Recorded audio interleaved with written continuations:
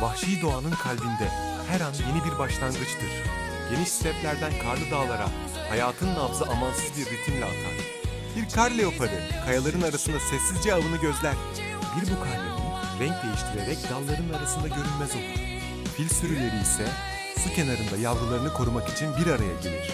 Her canlı hayatta kalmak için içgüdülerinin keskinliğine güvenir. Güneş ufukta batarken savana üzerinde bir gerçek yankılanır. Vahşi doğada hayatta kalmak her gün yeniden kazanılan bir zaferdir.